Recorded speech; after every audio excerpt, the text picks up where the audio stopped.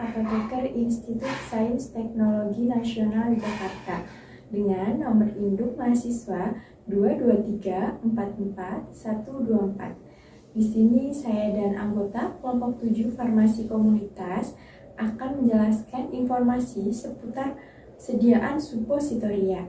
Sebelumnya, perkenalkan terlebih dahulu nama-nama anggota kami. Yang pertama ada Rohmatun Inayah, Tara Utami, Trasi Melisa, Tripuji Lestari, dan Widya Anggraini.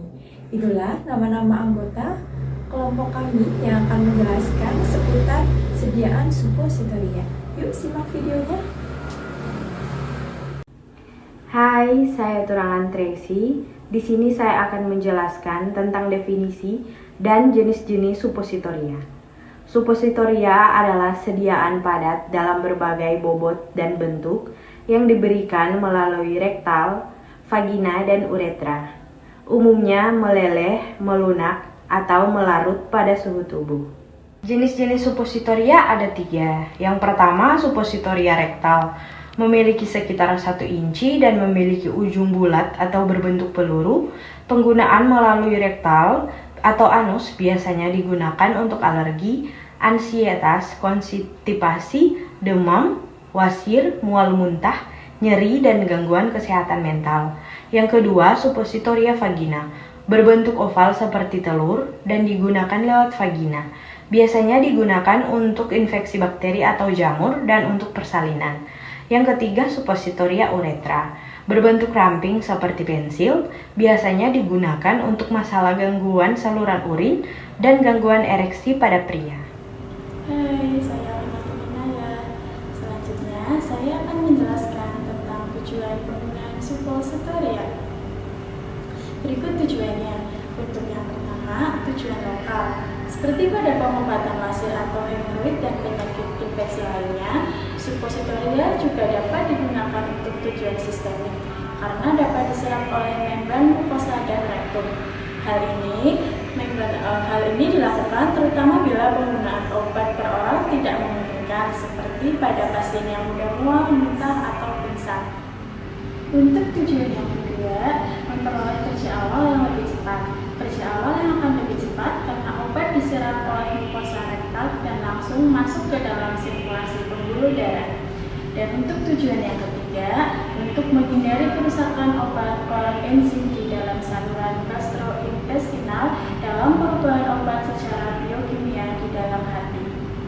Selanjutnya, saya Widya Anggraini akan menjelaskan kelebihan dan kekurangan dari suppositoria. Kelebihan dari suppositoria ada beberapa macam. Yang pertama, dapat menghindari terjadinya iritasi obat pada lambung. Yang kedua, dapat menghindari kerusakan obat oleh enzim pencernaan. Yang ketiga, obat dapat masuk langsung dalam saluran darah dan berakibat obat dapat memiliki efek lebih cepat daripada penggunaan obat peroral, baik bagi pasien yang mudah muntah atau tidak sadar. 4. Digunakan pada pasien yang sulit untuk menelan. Yang kelima, menghindari kerusakan dalam sirkulasi portal. Kekurangan dari suppositoria ada beberapa macam. Yang pertama, tidak nyaman ketika digunakan. Yang kedua, absorpsi obat seringkali tidak teratur. Yang ketiga, daerah absorpsinya lebih kecil. Keempat, pemakaian kurang praktis. Dan kelima, tidak dapat digunakan untuk zat-zat yang rusak oleh pH di rektum. Halo, saya Tara Utami Putri. Di sini saya akan menjelaskan tentang cara penggunaan suppositoria rektal. Berikut penjelasannya. Yang pertama, cuci tangan Anda dengan sabun dan air. Yang kedua, jika suppositoria melunak, masukkan ke dalam kulkas atau letakkan di dalam air dingin selama 30 menit agar mengeras kembali.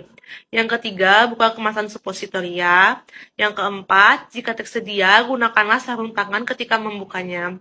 Yang kelima, lumasi suppositoria dengan menggunakan air agar memudahkan saat menggunakannya nanti. Yang keenam, miringkan tubuh Anda dan tarik kaki kanan Anda setinggi perut dan bagian kaki kiri dengan posisi lurus.